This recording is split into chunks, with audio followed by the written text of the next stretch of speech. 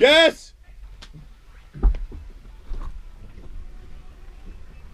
Hello. Hello. What's going on, man? How you doing, mate? Hi, how are you? What's up, bud? How you doing, man? See ya. How's it going? Good to see you, dude. How are you, mate? How you doing, man? All right. Here they are. Oh, fucking rock stars. What's up, man? How you going? Good, good, good. Tell you know who these guys I are? do. Tom Morello joined us as well as M Shadows from Avenged Sevenfold. You guys are going out on tour together. Yes. Yeah. So they tell me. How you doing, man? I'm good. Yeah. Haven't seen you for a long time. I know. You look good. You look great. Oh, yeah, I mean, Right. doesn't really What matter else to me. would you Yeah. expect, right? Yeah. You gotta be on stage rocking and rolling, so you need to uphold your face. Yeah. You know, when they say you got a face for radio, I started this shit handsome, so Well, now You're I'm still starting to handsome. become what I'm supposed to be. Yeah, well, you're cultivating an air of mystery right now. That's- listening. it's good. Yeah, nobody's. Yeah, no, I haven't fooled anybody for some time now. So you guys are going to be on the road together, and you're friendly people. I mean, I don't know you, but I know enough of you and the people that you hang out with to know that you're cool as fuck. I'm known to be friendly. Yeah. Right. Because Be Real's a good friend of mine, and, Yeah. and he says you're cool as shit, and Be Real would just be like, I don't fucking like that guy. He talks straight. He does. Yeah, he talks does. straight. So he speaks very highly of you, and you're an awesome guy. I mean, I've spent years trying to hate you, and it's impossible. So you're great, I appreciate it. and you guys are on the road together. Yeah. Yeah. Yeah. We're Yeah. going to be. Yes. Nothing says like an awesome molten metal tour than two nice dads. Really, Yeah, I mean yeah. that's really. Oh yeah, I keep forgetting that. Yeah. Dad. Dads Across America tour. That's pretty much what's happening backstage. I mean, there's probably daycare at Ozfest, at this point, right? I mean, Yeah. honestly, yeah. It's I Yeah. got my kids set up on video games, and they want to help with the props, and then they Right. fall asleep 4 songs through, and they get mad at mom. Yeah, and like they're up at 6. the list of things that we talk about, that rockers talk about now, is very different than it was, Yes. say, some time ago. Absolutely. Is It's a whole different checklist than it was. Is there ever a cross? I mean, there has to be, because there's the young guys that don't have kids that are there as well, and they're in their prime, like you guys had Yeah. yours, and you're the big guns with your babies. Because I know Yeah. when you got like the younger guy that's like, fuck yeah, I mean, the world is whatever, I can do Yeah. whatever I want, and dad shows up, you're like, whoa, sorry man, I wasn't trying to cramp your style. We were talking about this the other day, but we have like in the Prophets of Rage backstage world, we have like the rock dressing room, which is is gentlemanly, and we listen to some 70s Aerosmith, and we drink up. There's like some cognac and scotch. Yeah. And then there's the hip hop dressing room. Ah. They never grow up. That's do a they? whole scenario over there. Well, what I found is that when we would go on tour with like the Guns N' Roses or the Ozzies, there wasn't really dad time. It seemed like they were still.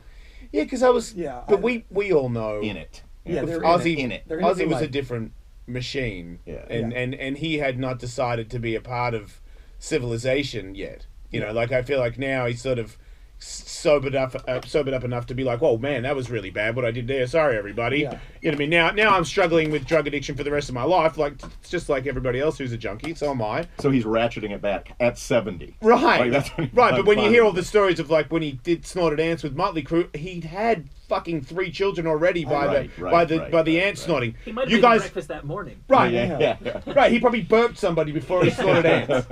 You guys do not snort ants on the road. No, Right. no. We've Try tried not to to. ratchet that back. Yeah. Yeah. But there still is a hip hop room because I know Oh, yeah. I know B. There's no Oh yeah. There's a hip hop room. and that room is full of weed. Full of hip hop. Right. And all that entails. Yeah, Yeah. absolutely. Because they stay busy. Yeah. I don't know how he does that actually. What I really don't understand is the rockers who are still going hard who pull it off.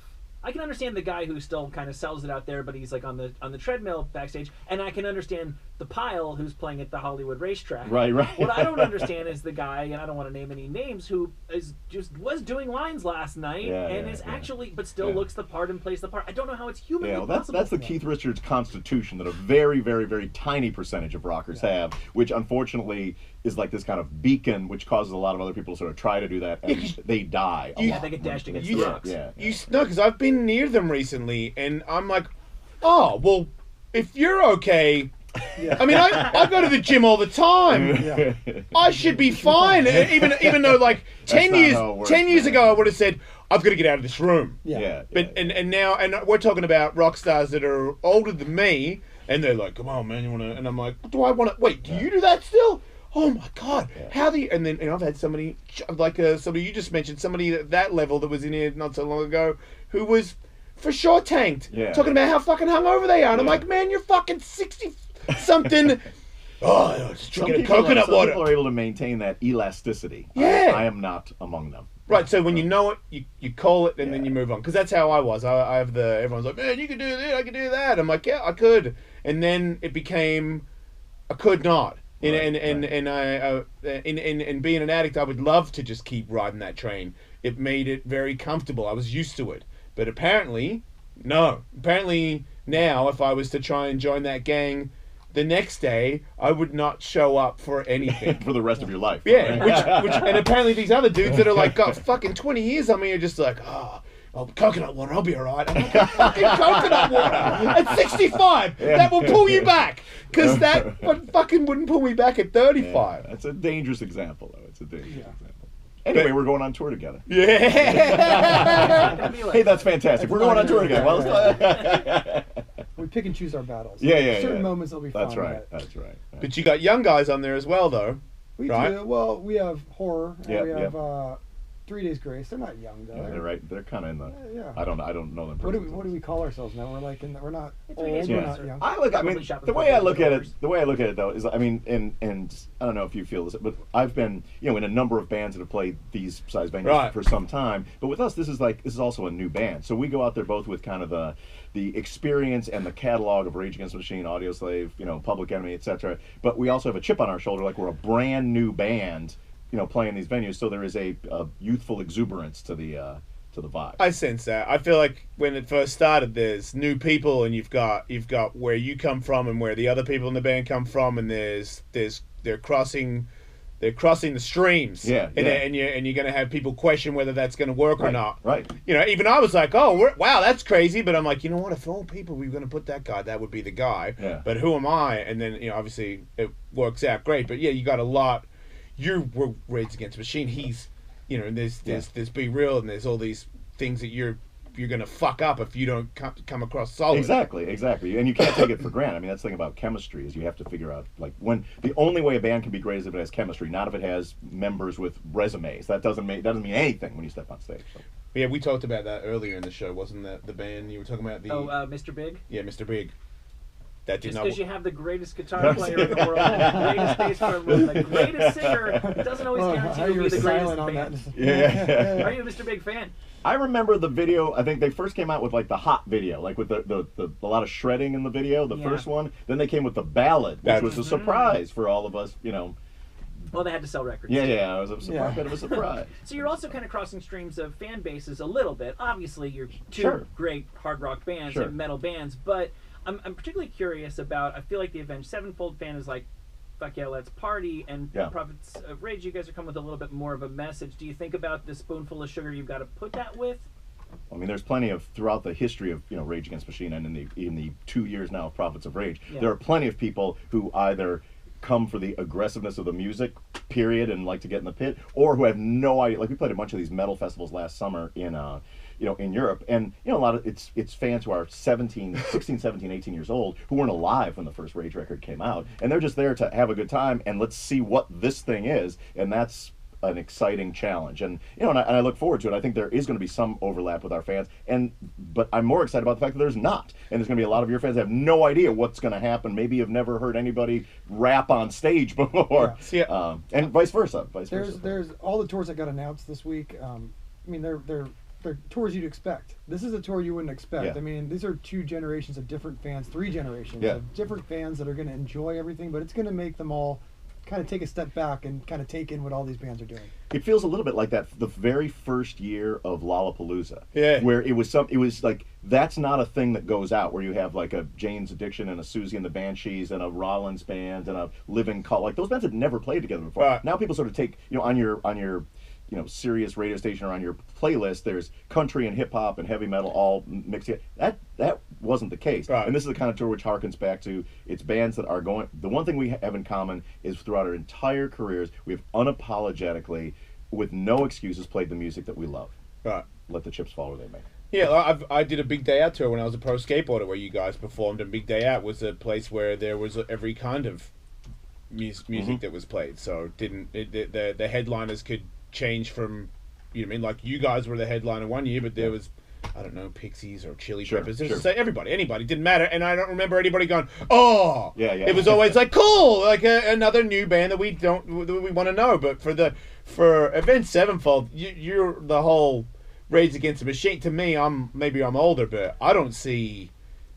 You're all linked to me. Like I feel like and if you know a little bit about music, which all kids do, they a little bit of research, and these days you can Google it and figure out everything in 10 seconds. But you guys all know each other. Like I know you're all tied in one way or another. Like I don't know your private lives, but your bass player, your singer, his singer, you all have met each other somewhere because you're fucking raised. You're like metalist guitar. Like you got rappers in your band, but you're the fucking man. Like you're a guitar metal in the DNA, right? Yeah. And everybody knows that. Yeah, Everybody, yeah. And like so you can't.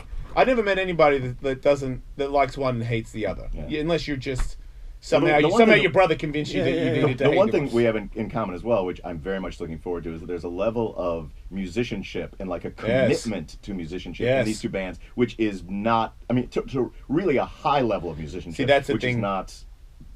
That's why I think you guys have all. I'm into metal, but I've always been into somebody who plays good. I'm a competitor at heart. Yep. So you need to be very good at playing guitar for me to care. Yeah. Lately, things have changed as I get older, but I needed, like, I was a Vernon Reid guy. Because Metallica was always like, you don't make any sense to be a Living Colour fan. I'm like, yeah, but he's fast. And he's the best. And he does really hard shit, as far as I know. I don't fucking know. It looks really hard when he does it. So I think he's impossible. He's the greatest guitarist alive. I don't care if the singer's got a wetsuit on. I appreciate the licks, like everybody's skill level. Yeah. So I always felt like you guys wasn't that far away. We were talking about this earlier. Is these guys are going to try to wipe the floor with us every night, and it's going to be, we're going to have to bring our level up every night. It's a competitive thing. They want to take our fans, we want to take their fans, we want to put on, and that's going to make the best show for everybody. Wow. We're all trying to bring our A game, and you never hear bands really talk about that. I've always talked about it. Like you go play Download Festival, they're like, hey, you cool with that? It's like, I just want to go there and slay everybody. I don't want to make friends. We've always had that. Yeah, right? There's an athletic, and maybe it comes from because a couple, Timmy is a Huntington Beach, Irvine guy too, and I grew up in a sports environment, and also I grew up as like a gunslinger guitar player. Right. Like I loved the Van Halens and the Randy Rhodeses, and those guys want to be the best on the stage on that day. Yeah. But I will say this about the Avenged, especially the guitar players, there's a very, very small subset of guitar players that I've been interested in the last 15 years. And those guys are some of them. Like they really like wear that on their sleeves. They're not apologizing for being shredding guitar players, and that's I always thought it was pretty fun too. Now, when you have this healthy competition, does this just mean both of you think you win every night, or will there be nights where you definitely got this one? I'm very honest in my mind about like you have to vary. Dude, we've gone out in shows and got just creamed. And like when either the crowd is you're playing. I mean, not to make excuses. You can go on at 11 o'clock at night, and dude, playing at 9 was way better because it was dark. The people are fresher, and now you got to go on after this band that had 12 hits, and you're just like, oh shit. I mean, I know the crowd is not ready for this, and you got to work hard. But there's been nights where I expect it to be terrible, and we just slay it, and I go, we just owned all those bands that were before us or after us. Yeah, we had a few of those too, both in every incarnation. Where I remember very, very clearly, like the nights forever when you thought you went out there like the cocky band like this. We own this, and all of a sudden you're like, whoa! There's like the Beastie Boys boot is in my ass tonight. See, wasn't there old stories like that of like when tour guys would get another band and it just so happened that band was Van Halen. Yeah, the most famous one, of course, is Black Sabbath had Van Halen opening it for them, and it was at the time there was Black Sabbath was maybe not in the greatest musical or physical health, and Van Halen was ready to take on the world. Yeah, and then they got rid of them because they blown them out of the water and got somebody else that was. No, so Steve Perry of Journey told me, unless he was just repurposing somebody else's story, I'll take him as a word for it, that they had, I think they had AC/DC opening for them in the mid-late 70s. And they're like, guys, this is just not, they're blowing us off the stage every night. We're Journey. We can't have this. So they kicked him off the tour, and the replacement was Van Halen. Yeah.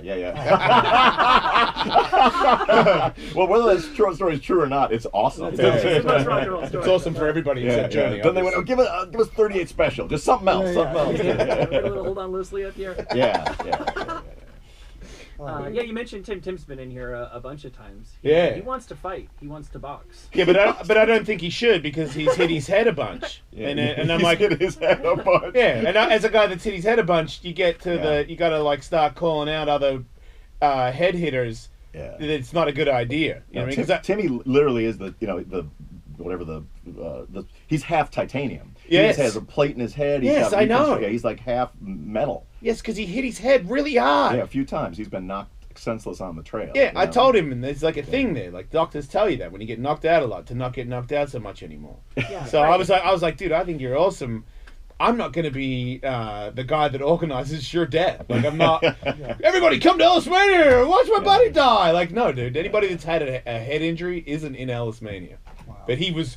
Every time he's come in here, he wants to He'll do say it. it again next time. And it's sort of a no-win thing. Because if you Yeah. hit him on the titanium, we can't have that for Right. the other person, but he can't get hit where he's not That's titanium. right. That's right. Yeah, he'd probably forget every time that he comes. He's still got the ramp. And Yes. he tries to offer me to go there every time, but I don't want to go. Timmy, for those of you who may be unfamiliar, is the bass player of Prophets of Rage, the Yeah. bass player of Rage Against the Machine, honestly, and is a mountain biker like par excellence. Yeah, he got problems. Yeah. But problems in a way, I mean, respectful problems. Yeah. And an absolute force of nature on bass. I've always been He's a such- force of nature across the board, dude. He is, huh? Full force of nature. You can see the energy in his eyes. Yeah. He's a sparky guy. He's an intense individual. Yeah. And you can only play like that if you're an intense individual. That's so you can't just step into that. Looking forward to meeting him. Yeah. Oh, you haven't met him? I haven't met him. Yeah. Oh, he's gonna And kick your they have like a He kicked my Huntington. ass. When I first met You guys should Zach, fight. When I first met Zach and Tim in 1991, Rage Against the Machine, they were living in Huntington, and so I spent a lot of time. We rehearsed down Okay. there. We wrote Bomb Track and Fistful of Steel down there, and they had this crazy house where they had a truck and they would do like sort of the mud spinning things next to the house, and Yeah. the house had I remember there being a lot of Bibles and a lot of drugs. Yeah. Very Huntington. And there was, and I was like, I've never met people like this before in my life. Like that they do the truck and they come in and Yeah. they do the. I was like, wow, that is a It's brand confusing new place. culture. Yeah. How did the Bible and the drugs all Yeah, I don't gonna- know, man. When that's- Tim's in next, you're gonna ask him. I still don't understand. That's the bit that I'm the most scared of. Yeah. Either I was doing drugs wrong or they were. Yeah. No, I'm saying they were. You don't read Bibles and Yeah. do drugs. It's Zach one or the never- other. Just to be clear, Zach never did any drugs. He was not. Part Of course that. not. He was not part of that. No. He was not. Yeah, that's right. When that MTV thing, when he was like up on that big thing in the Yeah. Oh, he yeah. totally It's a magical moment right there. was, right? Yeah. It makes sense for him. It makes. It did. I was like, I didn't even know him then. I was like, yeah. Fuck you. I don't even know who, but fuck you, man. He seems pretty pissed at somebody. Fuck them. Yeah.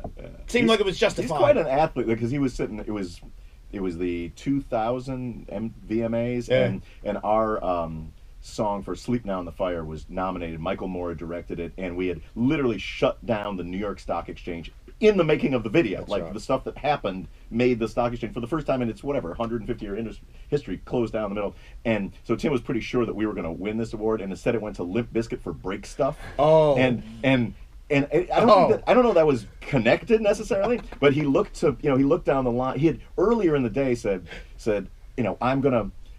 Should I go up there, knock over the podium, and climb up the scaffolding? Yeah. You know, Tim says stuff like that all day long, so that's not an unusual So thing. you for just him. thought he was playing It's around. not unusual. So I was just like, well, don't knock down the podium because then people can't accept the award. Yeah. Anyway, so the moment comes and he went. Oh, they're showing it on tape. Yeah. And he wins. Yeah, it's J-Lo and D'Angelo at the time. The two sexiest people in the world, and there's Timmy at the top of the thing. Anyway, so they announced the winner, and it's Break Stuff. Check that out. God, Check that out. dude. He is Check on that out. Yeah. He tried to come He's trying down. to bring it down on Limp to Bizkit. crush here he's trying to And crush J-Lo. the two sexiest people. Oh in the wait, world he's right gonna now. land on J Lo if he. Yeah. Oh, he's he up is- there. And you ask why she insures her ass. So it was definitely a Things danger like there. this. So when Limp Bizkit wins, Timmy turns to everybody in the band. He says, "Should I do it?" And Zach goes, "No." And he says, Brad says, "No." He turns to Michael Moore and says, "Should I do it?" And Michael says, "Tim, follow your heart." Oh. And then, but the last person he asked, and he'll deny this because he claims that I said something different. He looks at me and I said, "Absolutely not." And then he's wearing flip flops and he jumps over Eminem and Pink and whoever's there, and he gets up that thing in 1 second. And that thing is. so expect a lot of that on this tour this summer, the end of the world tour. Timmy C climbing shit. I mean, when you know how many people work in the behind the scenes and all the TV people and how anal they all are. Yeah. And for him to be up there in flip-flops, like, potentially killing J-Lo is just so cool. I mean, not if she died, just that, because fuck you. Fuck her. I mean, it's not right. Tim is the most punk rock person I've ever met in my life. Fred would ever. say right now if he was listening, yeah, we shouldn't have got that. You know, it's a time. I don't even know that those things were linked, honestly. I don't know that it had to do with the fact that we didn't win. It just was like, it was the spark that lit the flame. So after all that, you haven't talked to him about it? You didn't say you weren't pissed? You don't. You're going to meet Tim, and then you're going to be able to ask whatever questions you want. Wait, it's you not, weren't It's you not weren't mad? clear. I don't know if it's clear in his mind exactly why he did it. We'll have a whole summer to talk to him about it. But here's starting on July 22nd. Here's like, Timmy's doing that shit somewhere right now. It's just not on TV. Yeah. You know, like, so for us, it was just another Tuesday. I'm like, all right, it's another thing. So you didn't talk to him after? Or Yeah, but it's not an extraordinary thing in my life. Okay. It's only because it was on TV that people are talking about him. Yeah. He's climbing something right now, man.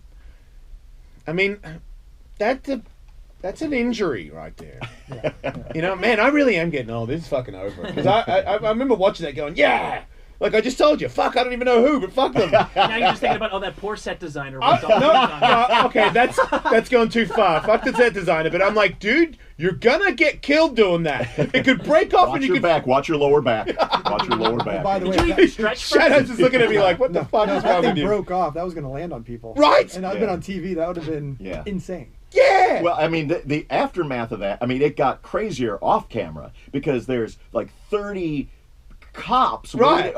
Super angry. They brought one ladder up, and we didn't reach him. So then they brought like the fireman ladder up. The fireman ladder up, and as soon as they got close enough to grab him, he starts rocking that thing violently back and forth. So they're not gonna bring it. They're not gonna bring it down. So finally, they do like the stuff that you tell. There's Big Pete, the security guy there. That's our guy, and Pete tells him all the stuff that you tell like somebody who's taken hostages, all the lies. like you can go right back to the hotel. It's gonna be okay. It's gonna be, you just come right down. It's gonna be right back to the hotel. So finally he comes down, and the first thing Tim does, he's approached by a New York City policeman who is yelling at him. He grabs the cop by his mustache, pulls him in, and like cackles in his face. Then Big Pete, who's, Tim's a big dude. Big Pete's twice. He sort of spirits him away, and all of a sudden an off-duty cop grabs Timmy's arm, pulls it behind his back, and puts a handcuff on him. Now, Timmy C he's the man of steel. He throws the cop to the floor of Radio City Music Hall and beats his fucking face into the ground, into the ground, into the ground, into the ground, while the whole pile of like 50 people collapses on top of him. Me and Zach's already back at the hotel at this point. Me and Brad are like, do we gotta fight too now? Dude, oh my! This is the greatest story ever. Yeah. So then I see him. He rises up like the great white whale. One last, like his shirt is ripped. Does he still have a handcuff on his arm? He's got one handcuff, and there's a cop who's like practically unconscious on the floor. Still attached to him. No, he doesn't. It wasn't latched to him. He got it off. Yeah. So anyway, so he goes to jail, and Tim, and that could be the end of someone's life. It's like a felony assault of a police officer was charged. And kind of uncalled for, really. It just happened. Like I got Timmy's back on this one. I don't know. After all they did to him, like good for. But then it turns out the cop was a huge Rage Against the Machine fan. He didn't know it was the dude bass player from Rage Against the Machine. He wasn't that huge of a fan, dude.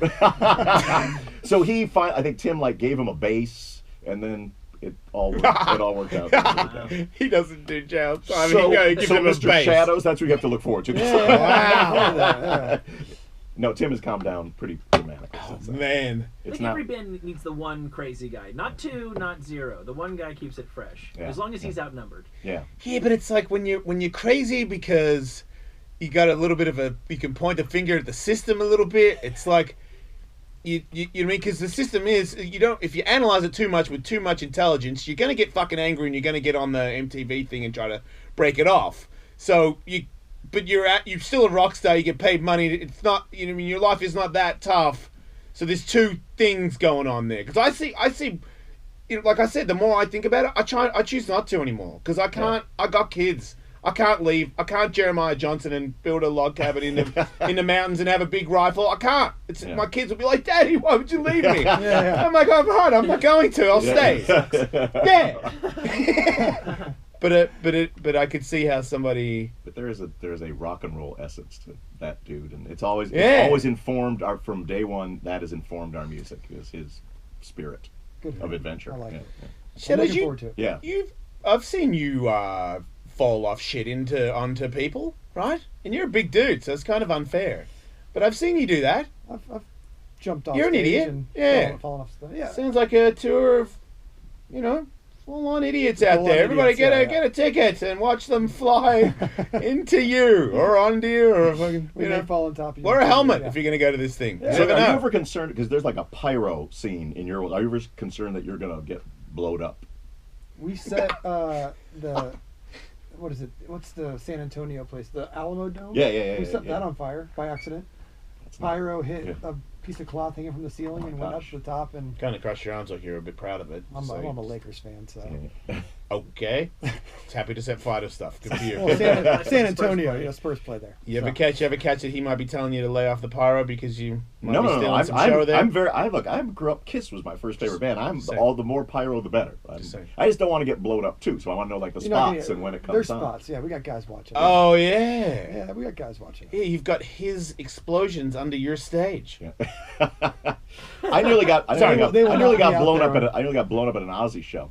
Me and Slash were jamming with Ozzy at Voodoo Fest a couple years ago, Yeah. and they in the set list they're like, he always cuts "Mama, I'm Coming Home," right? So we were gonna go out for Paranoid after whatever the last song was. Me and Slash did jam on the last song. Yeah. So we go out there and getting ready for Paranoid, and all of a sudden he starts playing "Mama, I'm Coming Home." And we're like, good golly! So we kind of, Slash and I just go sit backstage, and there's a dude right off stage who's gesturing wildly, just at To- us. to you two me to and come Slash, out. We're just hanging out. And I'm like, what's wrong with that dude? Yeah. And he's just going like gesticulating wildly, and I don't even know what's going on. And apparently, like if you're on the Ozzy crew, you can't cross over onto the stage or you'll get in trouble. But finally, the guy is he comes over and he's like, we were sitting on the pyro. Oh. So me and You were Slash, sitting yeah, on we're it. sitting on like the thing my that's about God. to blow up. And I'm like, next time, dude, cross the fucking Yeah! stage. You just almost blew up Slash and me, but you don't want that to be on your head. Yeah, set your fucking hair on fire and run across the stage and get those two dudes. Man, on that note, I'm being told you got to go. Thanks for being on the Alright. show. It's always good to see you. Finally good to Yep, meet you. yep, nice to meet An you. honor, and good luck on your tour. Thanks very much, Tickets man. at Avenged7fold.com kicks off July 22nd in Mansfield, Massachusetts, with a total of 22 dates. The End of the World Tour, Avenged Sevenfold, and Prophets of Rage. We'll be back, everybody.